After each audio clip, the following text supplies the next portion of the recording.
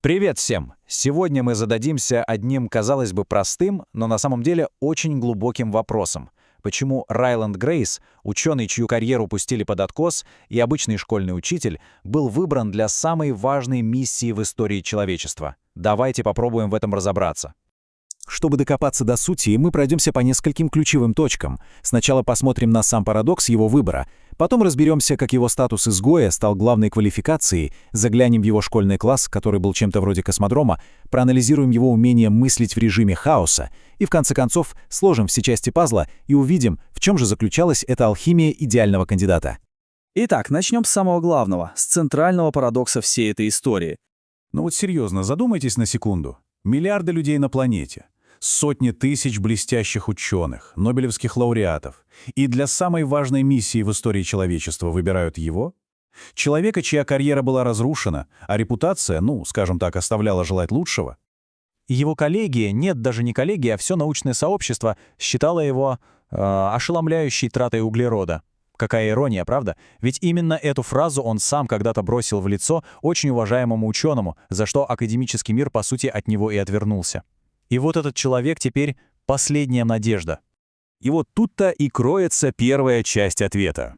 Его статус изгоя, его профессиональный провал — это, как ни странно, и была его главная квалификация. Давайте посмотрим, как его самое большое поражение стало главным козырем. Его научную карьеру просто стерли. Тотальная административная аннигиляция. Вот официальный вердикт. А за что?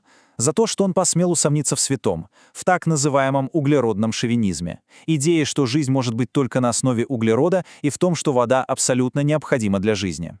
Просто вдумайтесь в это. Зона Златовласки, предназначенная для идиотов. Это не просто научная статья, это пощечина всему академическому истеблишменту. Но именно такой тип мышления, свободный от общепринятых рамок, и был нужен, когда человечество столкнулось с чем-то совершенно невообразимым. Смотрите, что получается. С одной стороны, у нас вот эти удобные, привычные академические догмы. Углерод, вода, консенсус. А с другой — суровая космическая реальность. Астрофаги — форма жизни, которая живет на Солнце и плюет на все наши научные правила. Руководителю миссии, Еве Штрат, был нужен человек без этой академической брони, тот, чей разум не был скован догмами. И Грейс подходил идеально. Он был способен принять невозможное. Хорошо, с наукой разобрались. Но ведь он потом стал обычным школьным учителем. Скатился, да? А вот и нет. Оказывается, школа стала для него идеальным тренировочным полигоном, настоящим космодромом для подготовки к первому контакту. Вся его педагогика строилась на одной, но гениальной идее. Он верил, что каждый ребенок — это иной. По сути, маленький инопланетянин со своей собственной вселенной в голове, со своей логикой и своими правилами, еще не отформатированными обществом. Его классная комната по факту была ежедневной симуляцией первого контакта. И вот что он делал каждый день. Шаг первый. Научись видеть в ученике не просто ребенка, а отдельный, суверенный разум со своей реальностью. Шаг второй. Научись строить мосты смысла с нуля, объясняя сложнейшие концепции без опоры на общие знания. И шаг третий, самый важный — научись принимать чужую реальность. Это же была идеальная ежедневная тренировка для встречи с кем-то вроде Рокки. Но это еще не все. Есть еще одна важная деталь — его уникальный способ мышления в режиме хаоса. То, что он делал в классе, это были не просто странные игры. Это была самая настоящая когнитивная тренировка для выживания в экстремальных условиях. Представьте себе эту сцену. Обычный урок. Внезапно Грейс бросает ученикам мяч и командует «Пол — это лава». И тут же, не давая опомниться, усиливает давление «твои руки плавятся». Это не просто игра, это искусственно созданный стресс и жесточайший дефицит времени. И главный вопрос — что будешь делать? Прямо сейчас. Решай. Никакого времени на раздумья. Нужен немедленный ответ в условиях тотального стресса. Звучит как какая-то странная игра, да? Но на самом деле цель была предельно серьезной. Нужно было натренировать мозг не впадать в ступор от неожиданности, развить ясность мышления под колоссальным давлением, заставить решать проблемы, когда нет ни времени, ни данных. По сути, он вырабатывал у учеников устойчивость к стрессу. И именно эти навыки позволили самому Грейсу выжить и не сойти с ума, когда он очнулся один в космосе, потеряв память. Ну что ж, давайте теперь сложим все эти кусочки пазла вместе. Посмотрим на эту, так сказать, алхимию, которая и создала идеального кандидата. Ева Штрат, руководительница проекта, искала не просто умного парня. Ей нужен был, можно сказать, алхимический продукт. Гениальный мозг, да, но с полностью разрушенным эго, чтобы не бояться нарушать правила. И с автономной этикой, которая не зависит от приказов начальства. Грейс не был случайным выбором. Он был именно той уникальной, почти невозможной комбинацией качеств. И вот, посмотрите, как идеально все сходится. Его изгнание из науки дало ему свободу от догм. Это позволило принять реальность астрофагов. Работа в школе дала эмпатию и гибкость. Это стало ключом к контакту с Рокки. А его сумасшедшие игры в классе дали ясность ума под давлением. Это помогло решать проблемы в глубоком космосе. Каждый его так называемый недостаток в итоге оказался критически важным преимуществом. Так что в итоге ключевым качеством оказалась не гениальность сама по себе, а именно гибкость ума. И выкована она была, представьте себе, не в крутой лаборатории с дорогим оборудованием, а за обычной школьной партой, где он каждый день учился понимать тех, кто мыслит совершенно иначе. И это, пожалуй, заставляет задуматься вот о чем. А что если самый большой недостаток, который мы в себе видим, на самом деле и есть наша главная скрытая суперсила? Вообразим такую ситуацию. Солнце начинает стремительно угасать. Ага. Его буквально пожирают какие-то инопланетные микробы, Земля стремительно замерзает, и человечество, просто стоит на пороге полного вымирания. Звучит как довольно напряженный сценарий. Мягко сказано. И вот, чтобы спасти планету, у руководителя миссии Евы Штрат в распоряжении есть, абсолютно любой ресурс на Земле. Вообще любой. Да, то есть можно выбрать любого нобелевского лауреата, любого гениального инженера или прославленного астрофизика, но вместо этого она делает ставку на школьного учителя естествознания. На человека, которого академическое сообщество до этого с позором вышвырнуло на улицу. Именно.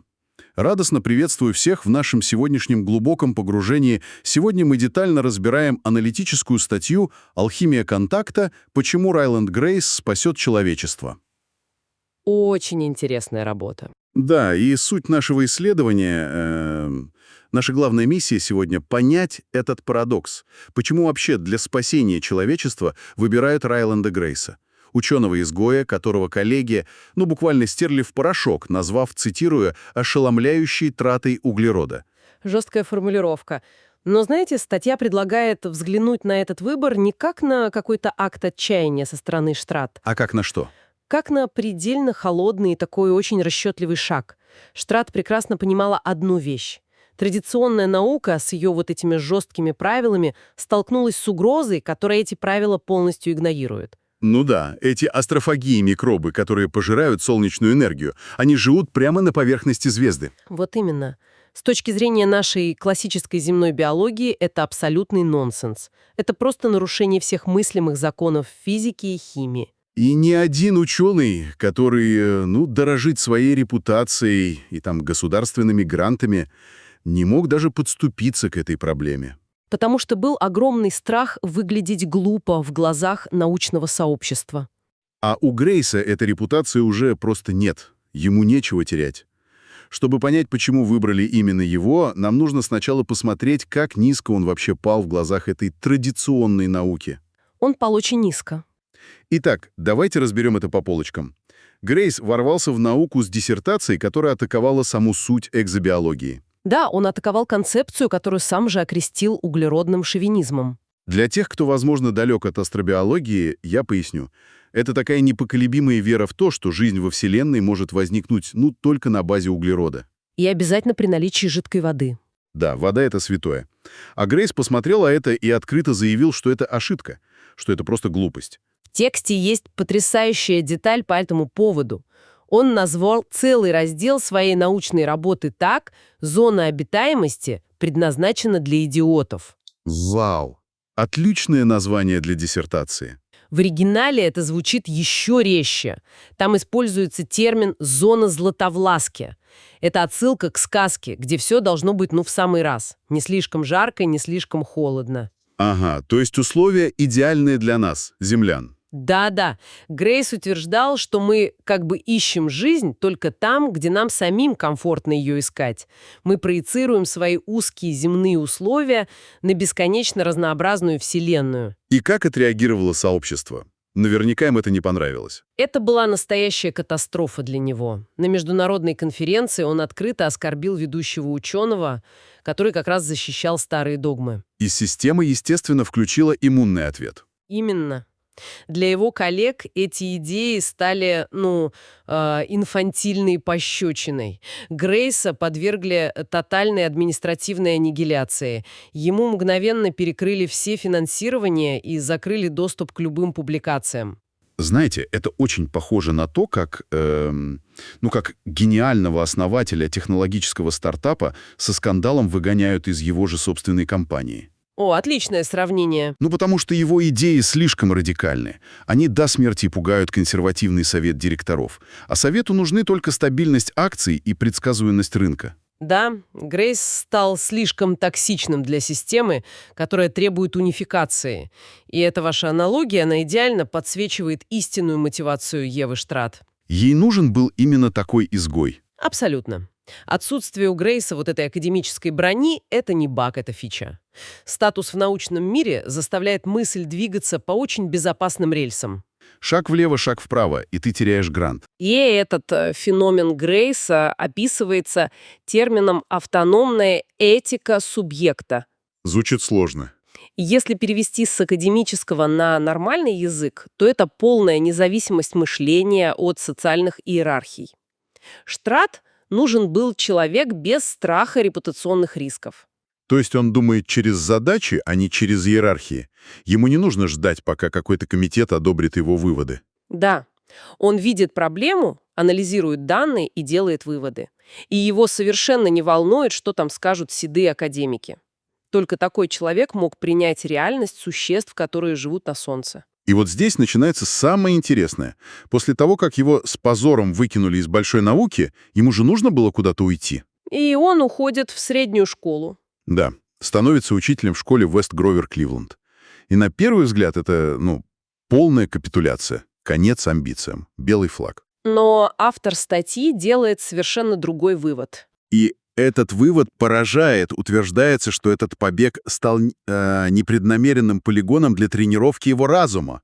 Школа стала для него своего рода эмоциональным коконом, безопасной гаванью, где просто нет высокомерных университетских снобов. Да, и фундаментальная аксиома Грейса как учителя звучала так. Каждый ребенок — это представитель иного.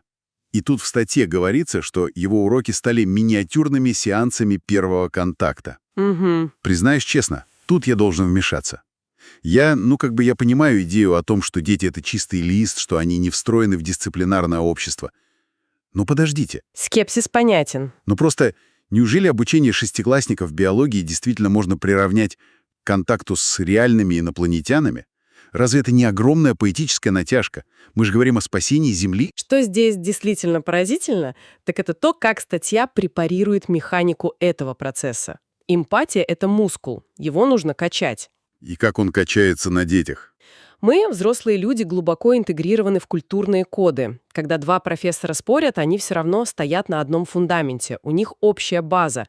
А дети функционируют иначе. У них еще нет этих жестких рамок, того, как вообще правильно думать о мире. Значит, общаясь с детьми, Грейс ежедневно сталкивался с разумом, который оперирует совершенно другими вводными. Именно.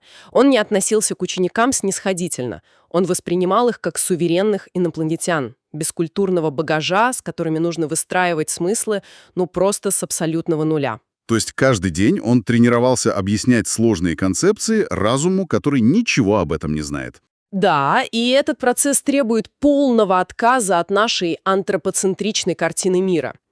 Именно этот ежедневный, казалось бы, рутинный навык позволил ему позже выжить. Помог наладить диалог с Рокки? Совершенно верно. Наладить паритетный диалог с существом из раскаленного аммиака. Для Рокки наша комнатная температура – это смертельный мороз. А видит он с помощью звука эхолокации. Да уж, разница просто колоссальная. Если бы Грейс остался в стерильной университетской среде и общался только с людьми своей парадигмы, его умственная гибкость просто атрофировалась бы. Он бы не перешагнул через эту пропасть между ним и Рокки. Вау. Это заставляет посмотреть на профессию учителя совершенно иначе. Но поняв, с кем он работал, давайте посмотрим, как он это делал. Статья ведь приводит поразительные примеры его методов. О да, его методы — это отдельная история. Это же не было обычным чтением параграфов у доски. Его уроки оказались буквальной симуляцией космических катастроф. В тексте есть отличный визуальный якорь. Да-да, когда Грейс неожиданно бросает ученикам небольшой мячик в расцветке Земли. Это такой мощный символ хрупкости нашего мира, который буквально летит в руки следующего поколения. И ответственность за этот летящий глобус он превращает в экстремальную игру. Там упоминаются блиц-раунды и метафоры всем известной детской игры «Пол — это лава». Да, игра базировалась на создании искусственного стресса. Грейс использовал этот принцип для обучения мгновенному когнитивному отклику под жесточайшим давлением. Вот этот момент меня вообще поразил. Он мог бросить мяч ученице по имени Оливии и закричать на весь класс: «Твои руки плавятся!» И в этот момент искусственной паники счет идет на секунды.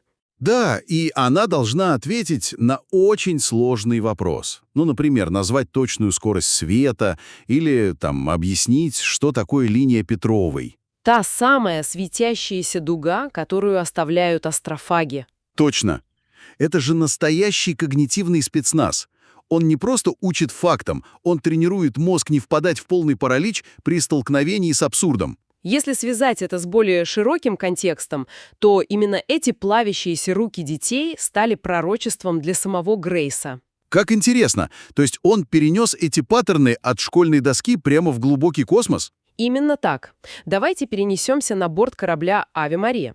Грейс просыпается, у него тяжелейшая амнезия, он не помнит даже собственного имени. Вокруг трупы коллег. Да, гравитация в 1,5 раза выше земной, радиационная угроза, никакой связи с Землей. Любой нормальный кабинетный ученый в такой ситуации рухнул бы в кататонический ступор. Но это абсолютно точно. Классическая наука ведь требует лаборатории, тишины, предсказуемости. А мозг Грейса, натренированный его же школьными играми в лаву, сработал безотказно. Он привык принимать решения в точке, где институты уже бессильны, а реальность просто распадается на части. Знаете, это напоминает мне разницу между классическим театральным актером и комиком, который выступает в жанре импровизации. О, любопытная мысль. Классический актер великолепен, пока у него есть четкий сценарий и режиссер. Но если вдруг декорации рушатся на сцену, а партнеры забывают текст, он просто замирает. Для него игра окончена. А импровизатор? А импровизатор живет по правилу «да» и... Он берет любой, даже самый абсурдный факт реальности, принимает его как данность и продолжает действовать. И Грейс оказался вот таким импровизатором, только в масштабах Вселенной. Точнейшая метафора. Когда академическая наука столкнулась с астрофагами, она уперлась в стену собственных аксиом. Лучшие умы планеты просто разводили руками и говорили: «Мы не знаем, этого не может быть». Потому что это противоречило их учебникам. Да. А для Грейса хаос — это естественная среда обитания. Несоответствие правилу для него не ошибка, а ключ к открытию. И это подводит нас к кульминации статьи. К торжеству кустарного гения. К моменту его главного триумфа. Когда он решает задачу, об которой сломали зубы сотни лучших ученых мира. И делает он это в условиях абсолютной неопределенности. Будучи в амнезии, едва стоя на ногах от перегрузок. Да, он начинает восстанавливать логику происходящего, и использует он для этого не какие-то там суперкомпьютеры, а обычную строительную рулетку и секундомер. В тексте это изящно называется «каракулями безумного узника» на стене каюты. И самое поразительное — это то, как он решил проблему размножения астрофагов при жесточайшем дефиците ресурсов. Это ключевой эпизод. Грейсу нужно было понять, как эти существа существуют и почему они мигрируют. Академики стали бы строить сложнейшие компьютерные симуляторы. А Грейс? А Грейс задал простой педагогический вопрос: а почему именно Венера? Почему они летят туда? И он взял простой фанерный ящик. Фанерный ящик? Серьезно? Да, из-под какого-то оборудования. Герметизировал его и закачал туда углекислый газ под нужным давлением, чтобы сделать имитацию условий Венеры. Поразительно. Всего по 3 точкам данных он восстановил сигнатуру атмосферы внутри этой кустарной коробки, и, поместив туда астрофагов, он увидел, что именно там они начинают размножаться. Венера была для них гигантским инкубатором. И он понял механизм их жизненного цикла. Без многомиллиардных грантов, без консилиумов, задавая простые вопросы. Руководствуясь только чистым любопытством, которое оказалось сильнее страха. Слушайте, но в этом кроется просто гигантская ирония. Спасение мира пришло не из стерильной лаборатории, а из куска фанеры. Неужели для того, чтобы увидеть очевидное, нужно было буквально потерять все свое академическое эго? История Грейса доказывает, что да, иногда это единственный путь. Когда факты противоречат теории, институционализированные ученые сомневаются в фактах, а Грейс сомневался в теориях. Прагматизм в чистом виде. Да, его автономная этика работает там, где официальные комитеты терпят крах. Он писал новый учебник в реальном времени. Так что же все это значит в итоге? Какой главный урок мы можем вынести из этой статьи? Думаю, их несколько. Мне кажется, это показывает, что иногда социальная смерть и потеря статуса — это лучший способ очистить разум. И что практика эмпатии в обычной жизни, будь то общение с детьми на равных или с людьми из других сфер, это лучшая тренировка гибкости ума. Безусловно. И это поднимает очень важный и даже провокационный вопрос в конце статьи. Какой же? В тексте Грейс назван алхимическим продуктом системы. Той самой системы, которая сначала агрессивно изгнала его, стерла в порошок, а потом, когда наступил конец света, была вынуждена просить о помощи. Да, ирония судьбы. И вопрос звучит так. Если наша реальность требует именно такой гибкости ума, лишенной догмы и эго, то сколько потенциальных спасителей мира прямо сейчас отвергнуты консервативными институтами? Ого! Вот это действительно сильная мысль. В гаражах. Просто потому, что система сочла их идеи слишком неудобными. Над этим определенно стоит задуматься. Это очень отрезвляет. Когда ставки высоки, мы все ждем спасения от отлаженной машины с кучей печатей качества. Реальность показывает, что в абсолютной темноте единственным светом может оказаться изгой с рулеткой и фанерным ящиком. Огромное спасибо за этот разбор. Было невероятно интересно. И призываем всех не бояться сомневаться в догмах. До новых встреч в нашем следующем глубоком погружении.